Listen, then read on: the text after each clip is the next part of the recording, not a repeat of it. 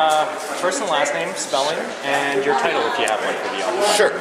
My name is Robert Gaumond. Spelling the last name is Gaumond, and I'm an occupier with Occupy Winnipeg.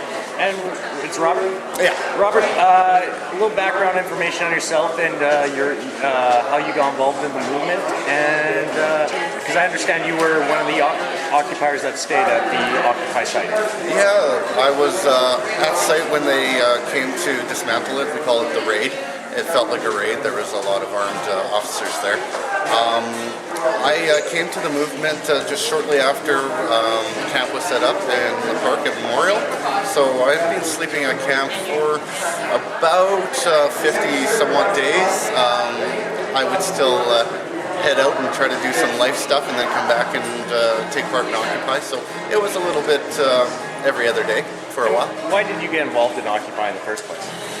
Well, I got involved with Occupy because the messages that were started in Wall Street were important to me. They were a long time coming. We see that the financial system has inherent built-in flaws. We feel that Canadians have been prorogued from the ability to have a real say with the Stephen Harper government. And it feels like we're on a road downhill really fast, and combined with Stephen Harper's desire to get us involved with CETA, the European Free Trade Agreement, it's not getting better. So Occupy really had its time. It was more from necessity than from any kind of planning. The time was now.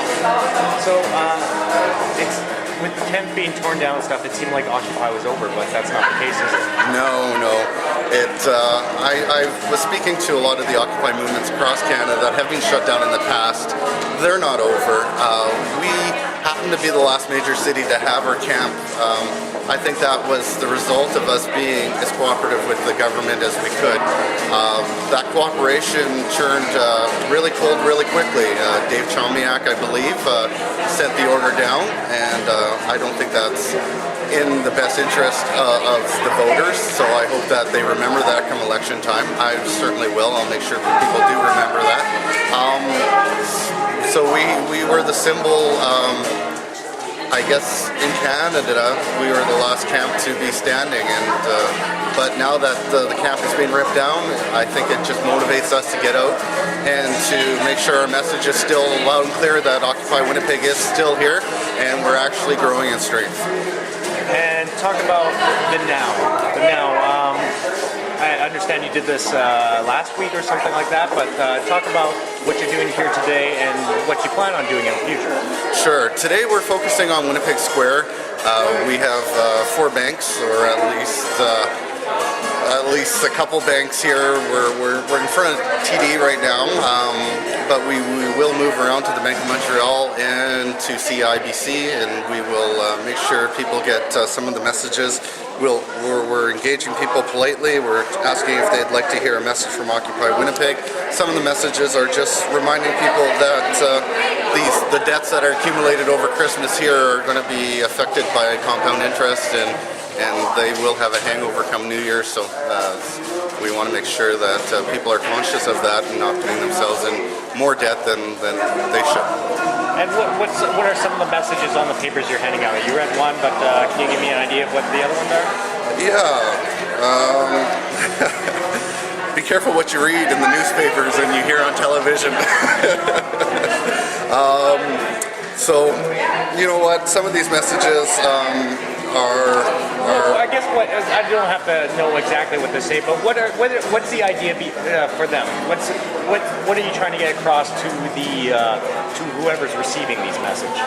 Well, I think Canadians only have a limited attention span for certain messages, and we just want to make sure that we're providing those messages in a way that they can get at the big picture. We want to remind Canadians that Stephen Harper pro-government. We want to remind people that the austerity measures in Europe are still in a very difficult place, and we want to remind them that there is bills and acts on the table that are making things worse for us, not better. We're still in a state of financial conflict, financial emergency going around the world right now. It's very easy to forget that in Canada, especially this time of year. There's family, there's friends, there's lots of great things to do, but in the end we're here to help people remember that there is a price to what's going on right now, and hopefully they're not going to be kicked out of their homes like what happened in the States. And any plans, can you maybe share any plans of what you guys are planning for the future? Or? Well, what we're doing for the future is we're going to be making ourselves very easily approachable in situations like this. So you expect to see Occupy Winnipeg out weekly. We will be setting up occupations at places where we think our message is most needed. Last week it was Walmart, and I think we will be setting up in places such as that we can get our message across. Is there anything else you'd like to add there, Rob? Well, I just hope everyone has great holidays, and just keep remembering that there's people out there with good messages. Just say hi, take one of our messages, read it, and then think critically for yourself. Think, are we a bunch of crazy people? I don't think so. I think if people take a second and read what we have or talk to us, I think they'll realize that we're here to support them.